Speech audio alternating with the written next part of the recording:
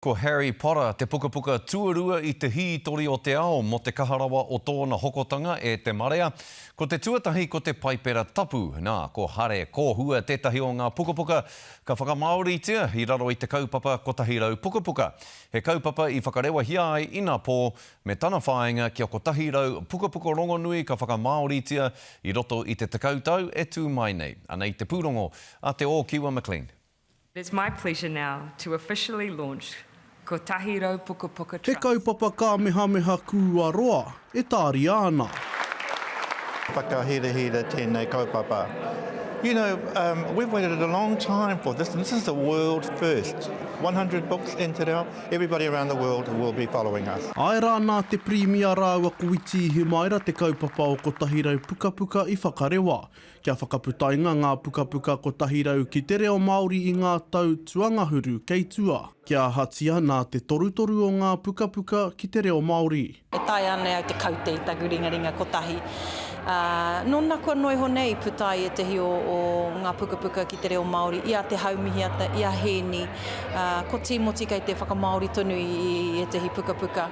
Engari toritori noiho e rā tāngata e karawhiu pērā ana. Ko Hare Potter te pukapuka tuarua kua hokona nui tia huri i te ao.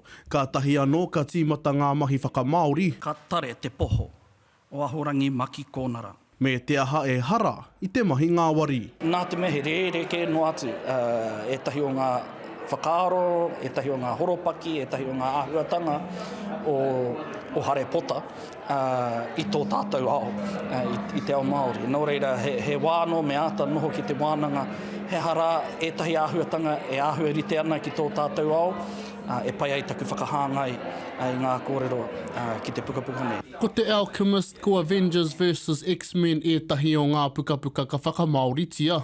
Ko te kounga o te reo hoki tērā ka aronuitia. Ka puāwai te reo Māori ki ngā taumata katoa o tērā mea o te kounga. Maroto mai i ngā pūrākau me ngā paki waituhi, paki waitara rereke ara wātu. He whakarewa i ngā pukapuka e rima tauatu tau mai te hiahia o te tarati. He oi anō koe nei tonu te tīmatatanga. E hara i te mea koe rā te pai tawhiti. E hara hoki i te mea ka mutu i tērā pai. Ka haere tonu, pau noa te hiahia o te hunga whakamāori ki te karawhiu i tēnei mahi. I have been a kaumātua kaituhituhi, and now it feels right that I should be able to say to the mokopuna, this is all for you. Ka mutu ka whakarewa hia te tuatahi o ngā pukapuka hei te marama o pautu te rangi a tērā tau. Hei painga mō te reanga whakatipu. Te o Kiwa McLean, te karere.